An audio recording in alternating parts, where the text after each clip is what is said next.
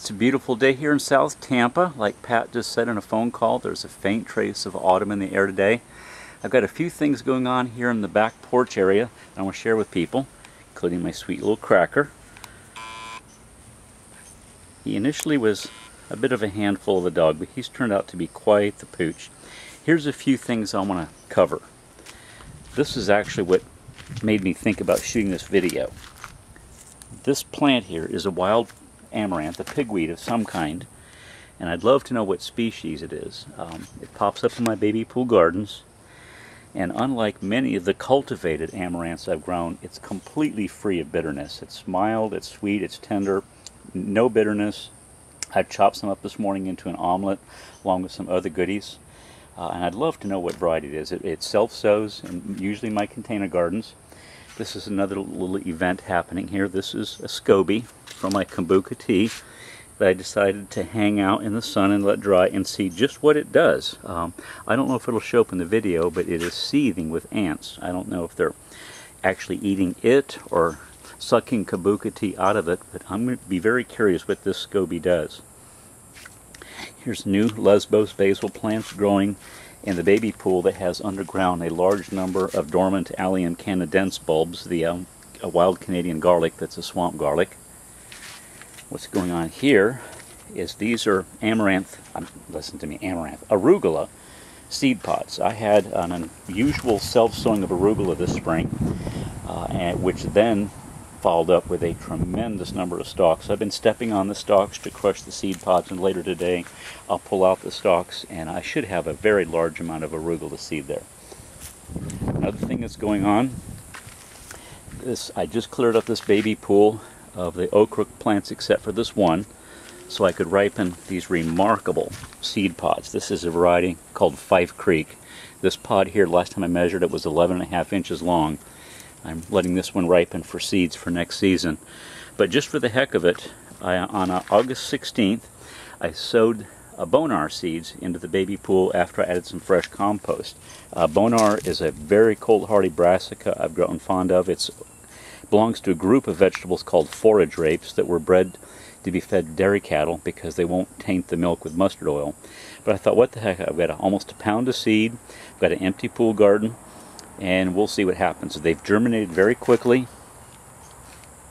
and now the question is, will they be able to endure the humid heat? I don't know what that is. It's definitely a squash of some kind. Another thing I find very encouraging is I recently bought a Caribbean red papaya for the seeds. It was a very flavorful variety, and I've had an incredible germination. My goal, I should have done this months ago because winter's not that far away, but my goal is to once again have a yard that is jammed with papaya plants, except many more. The last 2 winters we had 27 degrees down here, and all my papayas were nuked. And I'm being inspired more and more by this concept of the food forest. And I like the idea of having papayas, a minimum of 50, preferably 100, all over the yard to help create shade canopy. And I'm very fond of using the fruits green as a vegetable, both raw and cooked. Take a little peek at Cracker there. How's my little buddy? Cracker does not like heat. He's going to be going in the house in just a minute. This here is my remarkably vigorous Tulsi, the Indian basil that's been used in Ayurvedic medicine for 4,000 years. I got the seeds from Thailand at a remarkable price. Been selling a few of the plants. The flavor is okay. Raw. It makes a medicinal tea, which I want to start drinking a cup of a day.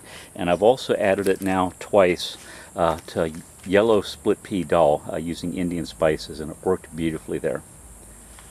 One disappointing thing this summer has been my eggplant. I got one good wave of production from each of them. There's one back there with some fruit ripening on it. But they all got hit heavily by mealybugs, and I normally have almost no pest issues. I sprayed them last week with Castile soap spray, which promptly defoliated the plants. But for some reason, just like my friend Pat, he had the same thing happen. He didn't have mealybugs, but he had one wave of production and then no more. So I'm going to be pulling these out and prepping them for the winter crops because it's almost time. This here is a Molokaya. Let's see if I can pan up See him up against the sky there. He's given me a ton of edible leaves all this year, and just for the hell of it, I'm going to cut it way back, feed it, and see if this late in the season I can trigger a regrowth. It's definitely a summer plant. It wants heat, humidity, and now that there's a faint touch of fall in the air, I'm wondering if I could actually get regrowth, but I won't know if I don't try. Thankfully, the rain barrel's filled because we had some rain again a few days ago. Let's pan around here. I'm having pretty good luck with my effort to be tidy in one area at a time. I've still got a little ways to go here, move some containers, but I'm liking this approach of trying to be tidier one area at a time. And this is my first area of victory. Those buckets back there behind the fence are going to receive my winter tomato plants, which I started the seeds of a few days ago, earlier than I usually do. After Debbie Butts mentioned starting them in midsummer, I usually wait till September. Roses and water-wise container gardens that just finished a flush of bloom.